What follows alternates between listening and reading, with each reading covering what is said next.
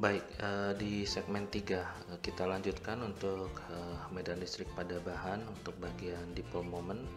Mungkin juga ada beberapa hal di segmen sebelumnya yang mungkin belum lengkap dijelaskan, akan kita coba tambahkan di bagian awal pada segmen ini. Di segmen sebelumnya kita sudah mendapatkan untuk ekspansi dari multipole dari deret seperti ini, dimana mungkin yang belum sempat dibahas di sini ada muncul PN ini berkaitan dengan Legendre polinomial. Jadi secara lebih eksplisit persamaan ini bisa kita jabarkan, deretnya dari sigma ini akan menjadi bentuk seperti ini, 1/4pi epsilon 0 dikali 1/r, karena ini r nya sama dengan 0 dimulainya, jadi 0 tambah 1 jadi 1/r. Kemudian r aksen pangkat 0 berarti dikali 1, kemudian Legendre polinomialnya yang ke 0 dikali cos alpha dikali rho r aksen di tau aksen, ini mendapatkan seperti ini. Kemudian kalau n nya sama dengan 1 berarti ini menjadi r kuadrat, di sini menjadi r aksen pangkat 1 pangkat n kan, kemudian polinomialnya ini yang pertama ini berarti dikalikan cos alpha rho d tau aksen, ini akan mendapatkan bentuk seperti ini. Sedangkan untuk yang n sama dengan 2 akan diperoleh seperti ini, dan seterusnya kalau misalkan n nya sama dengan 3, 4 dan seterusnya tentu saja. Ini adalah hasil untuk ekspansi multipole, dimana tadi sudah dijelaskan untuk n sama dengan 0 itu untuk kontribusi monopole, n sama dengan 1 untuk dipole, kemudian selanjutnya yang ketiga dan keempat itu untuk quadrupole. Jadi ini n nya sama dengan 2, ini n sama dengan 3. Oke, jadi dengan demikian kalau kita melihat ekspansi multipole ini, kita akan punya nilai potensial dipole ini adalah bentuk yang seperti ini. Ini dari bentuk ini dikalikan 1/4pi epsilon 0. Jadi kalau kita coba review dari yang sudah dijelaskan di materi-materi sebelumnya, secara monopol kita punya bentuk seperti ini, di mana Q besar ini adalah muatan total, atau kita bisa juga sebutkan sebagai integral rho d tau aksen, adalah total muatan dalam suatu konfigurasi. Jadi ini adalah bentuk yang kita harapkan kalau diamati dari jarak yang cukup jauh, misalkan seperti itu, sejarak r. Nah, kemudian kita akan melanjutkan ke bagian dipole yang sudah dimulai sejak kemarin. Jadi kita sudah tunjukkan tadi bentuk dipolenya dari multipole expansionnya adalah bentuk seperti ini. Dan dari ilustrasi ini kita tahu bahwa r sama r aksen itu membentuk sudut alfa, dan dari sini kita mengetahui kalau r aksen dikali cos alpha itu sama dengan r topi dikali r aksen, maka kita bisa lakukan perubahan di persamaan ini menjadi sesuatu yang mungkin akan lebih sederhana, menjadi bentuk seperti ini. Jadi r aksen cos alpha akan menjadi r topi dot r aksen. Jadi r topi dot r aksen ininya masih sama semuanya. Jadi ini adalah bentuk yang kita dapatkan untuk dipole. Jadi ini sama-sama persamaan untuk dipole. Tentu saja ini adalah asal usulnya bagaimana kita mendapatkan ini. Nah, mengapa dirubah seperti ini? Nanti kita akan tunjukkan formula atau bagian atau komponen untuk dipole moment. Jadi di bagian ini adalah bagian untuk dipole moment. Jadi di bagian integral itu kita kenal sebagai dipole moment pada suatu distribusi. Kalau di sini misalkan distribusinya distribusi volume, d tau aksen ini volume. Nah, dipole moment itu disimbolkan ini kalau di sini dengan huruf P cetak tebal, huruf kecil ya. Nah, kemudian untuk kontribusi dipol dalam potensial kita bisa menuliskan dalam bentuk yang sederhana. Dari bentuk ini menjadi P, ya kan, tinggal kita gantikan P dikali titik R topi per R kuadrat dikali 1 per 4pi epsilon 0, ya. Nah, sama seperti bentuk yang tadi, hanya saja bentuk ini digantikan menjadi P.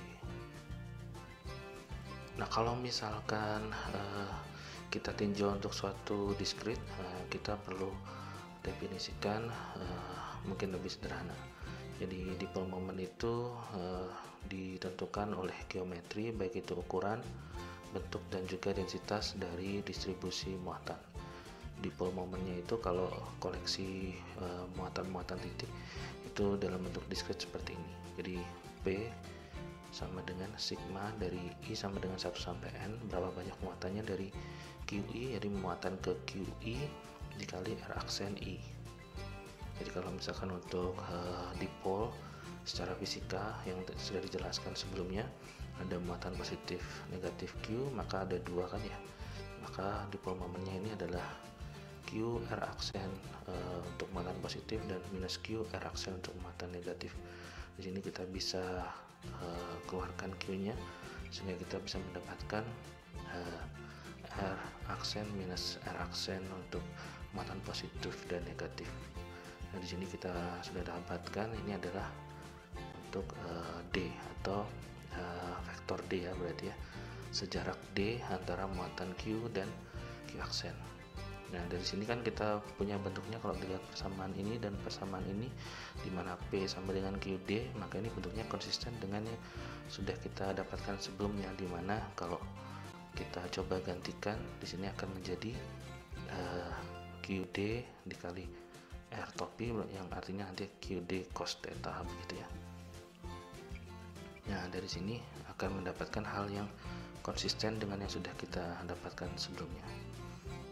Catatan lagi untuk D ini adalah suatu vektor dari muatan negatif ke muatan positif.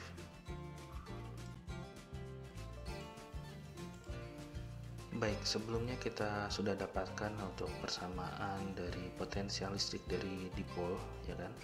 Nah, sekarang kita akan coba melihat bagaimana untuk mendapatkan medan listrik dari dipol.